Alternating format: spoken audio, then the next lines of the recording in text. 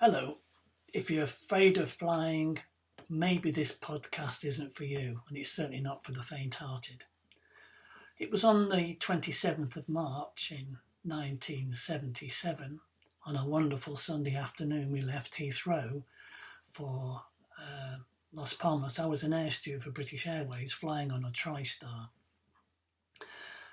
The flight had been really good fun, and I was working down the back, and we'd had Kenneth Williams and his mother as passengers, and they kept us entertained for the whole flight.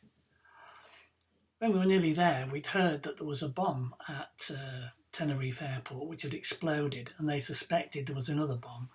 So they diverted us to a small airport called Los Rodeos.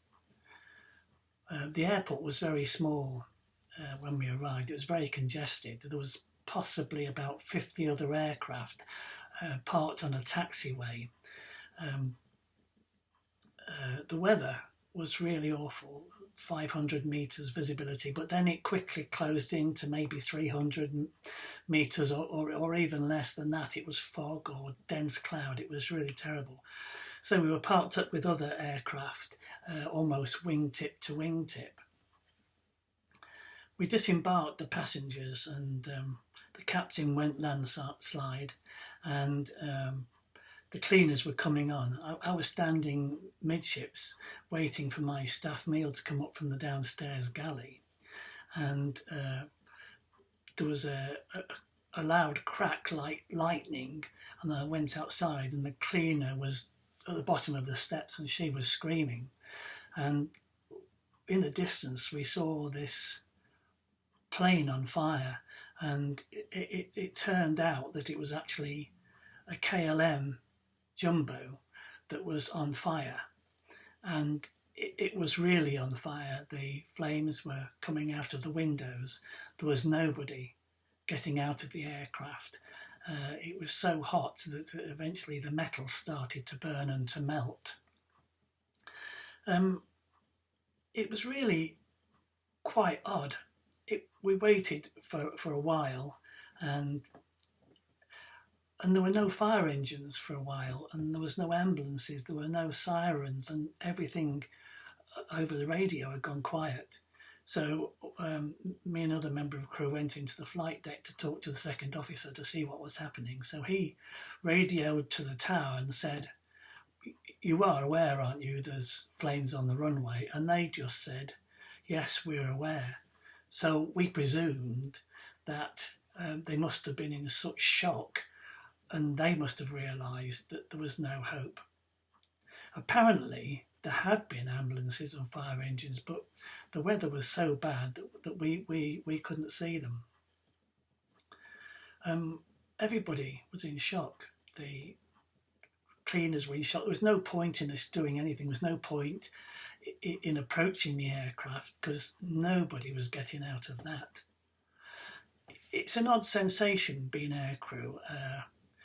It's something to do with the training, maybe, that when something like that happens, we just go in sort of a steady mode. We used to do PAC training, parent, adult, child. I don't know if they still do it, but it's the way to act in a crisis, and that seems to have kicked in. So we did the only thing we thought possible. We opened the bar and we sorted out all the cleaners and settled them down and gave them a drink.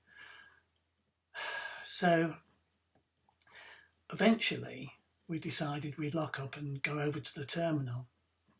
When we arrived at the terminal, it was only then that we realised the full horror of the situation, that in fact there was another aircraft down as well, and the Pan Am aircraft had hit the KLM one.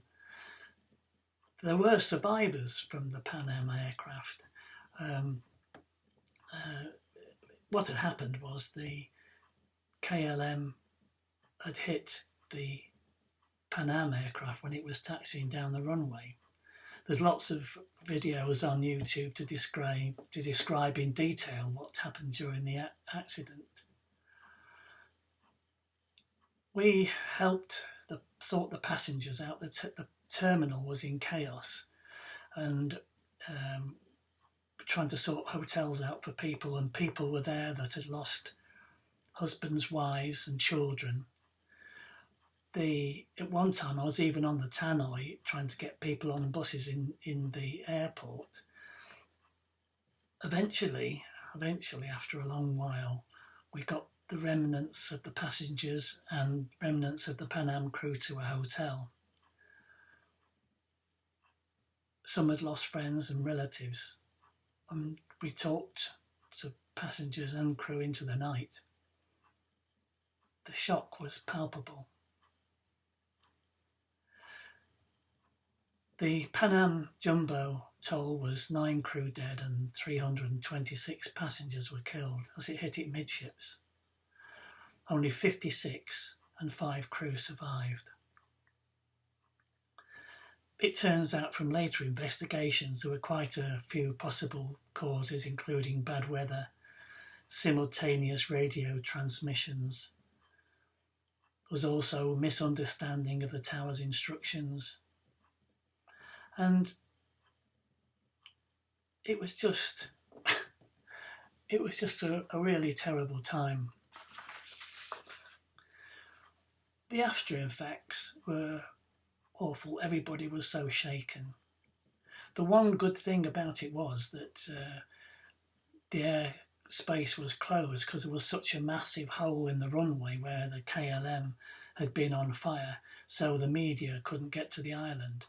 But the local media were inexplicably expressive and explicit with the graphic pictures of the bodies being loaded onto the passenger buses like lumps of charcoal. It was unimaginable. They were put into a hangar and laid out. It seemed quite unreal, and our media would never show anything in such horrific detail.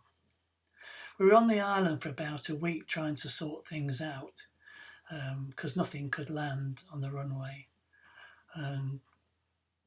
We had to leave in the end by ship to mainland Spain, where we caught a plane back to Heathrow. Everybody dealt with the accident in different ways.